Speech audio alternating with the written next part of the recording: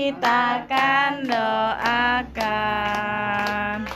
Selamat sejahtera, sehat sentosa. Sallallahu Rabbi daiman abada ma'al ibkari wal asali. Sallallahu Rabbi daiman abada ma'al ibkari wal asali. Ma'assalamah fi amani shaykhana Allahu Rabbi irhamhu Rabbi ruhina ya Rabbana. Ma'assalamah fi amani shaykhana Allahu Rabbi irhamhu Rabbi. Tolong simpan ya, ingat ya, jangan lupa surah 63 ayat 10. Allah jelaskan di ayat itu apa keinginan orang yang sudah mati. Apa keinginan orang yang sudah mati, sudah masuk kubur, sudah lihat munkar nakir, sudah dibertanyakan Rabbuka, Madinuka, Man Nabiyuka, dan sudah melihat gelapnya kubur, sudah melihat sempitnya kubur, tidak ada siapa-siapa yang membantu, hanya satu dia mohon kepada Allah. وَأَنْفِقُوا مِمَّا رَزَقْنَاكُمْ مِنْ قَبْلِ أَنْ يَأْتِيَ أَحَدَكُمُ الْمَوْتُ فيقول رب لولا أخرتني إلى أجل قريب فأصدق وأكن من الصالحين. Ketika manusia menghadapi kematian dan bisa menyebutkan keinginannya dan cita-citanya, ya Allah, tundalah kematianku. Ya Allah, kembalikanlah aku dari kubur supaya aku bisa bersedekah kembali. Bukan bisa salat malam, bukan bisa baca Quran, bukan bisa puasa Isnin Kamis, bukan bisa berbakti baik sama orang tua, bukan supaya saya bisa haji umrah, bukan saya bisa nikmati Ramadan. Semua itu baik, tapi satu yang dia sebutkan, supaya saya bisa bersedekah kembali. Kenapa? Ulama menjelaskan, kenapa orang yang menghadapi kematian dan masuk kubur ingin kembali ke dunia untuk hanya bisa bersedekah lagi? Karena dia sudah lihat begitu dahsyat pahala sedekah yang telah dia berikan. Oleh karena itu dia mengharap, ya Allah, kalau memang begini, tolong kembali lagi ke dunia, tundalah kematianku supaya harta yang saya masih simpan bisa saya habiskan di jalanmu. Allahu Akbar.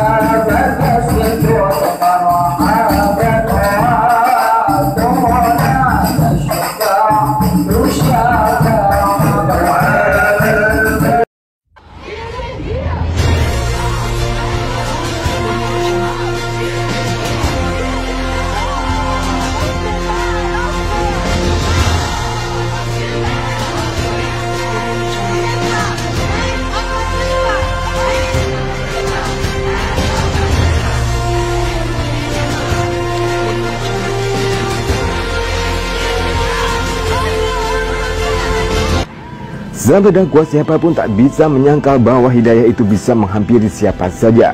Bila Yang Maha membolak-balikan hati telah berkehendak, maka siapapun yang ingin mengenal betul dengan keyakinan kuat tentang Islam adalah suatu kemudahan dan karunia besar yang diterimanya. Itulah yang kini dialami warga Austria.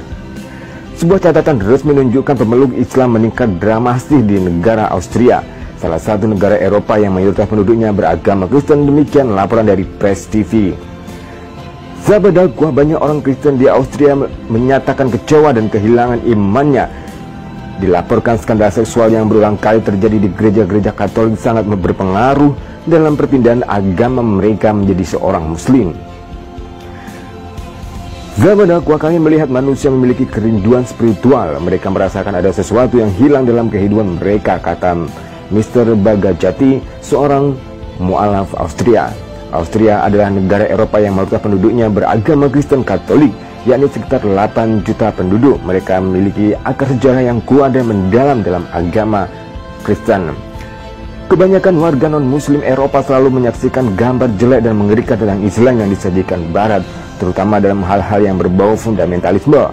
Mr. Bagajati sendiri percaya bahwa saat ini adalah waktu yang cocok bagi Islam untuk menunjukkan sifat damainya pada non-Muslim. Saat PBB menyatakan keprihatinannya tentang peningkatan diskriminasi dan kekerasan terhadap kelompok agama tertentu. Diperkirakan hampir setengah juta orang Kristen Australia telah memeluk agama Islam sejak 2 tahun lalu. Menurut berita yang beredar, jumlah itu akan terus mengalami peningkatan yang cukup signifikan karena banyaknya mereka yang kecewa terhadap iman gereja mereka. Sekali lagi, itulah hidayah. Walaupun begitu gencarnya Barat memprovokasi banyak orang tentang Islam, namun ketika hidayah itu hadir, maka tak seorang pun dapat menghalanginya. Selama dakwah Islam di Austria telah lama diakui sebagai salah satu agama resmi negara. Hampir setengah juta warga Australia masuk Islam sekitar 2 tahun lalu. Jumlah mu'alaf pun semakin berkembang. Tahun 2007, Muslim Austria melancarkan kampanye nasional untuk memperkenalkan Nabi Muhammad SAW dan Islam. Kampanye ini bergema setelah diluncurkan oleh Muslim seluruh Eropa sebagai tanggapan terhadap pelecehan kartun Nabi Muhammad SAW di Denmark pada tahun 2005 dan tahun 2020 kemarin. Meskipun gelombang anti-Muslim tumbuh di seluruh negara Eropa, umat Muslim Australia percaya kampanye tersebut mampu menjembatani warga Eropa untuk mengenal Islam yang sebenarnya. Sejauh ini masyarakat Barat telah menghakimi Muslim sebagai manusia yang berperilaku buruk dan menebar ancaman. Oleh karena itu, Muslim, khususnya Muslim Austria, menanggapi hal tersebut dengan menunjukkan perilaku baik dalam interaksi sosialnya di tengah masyarakat.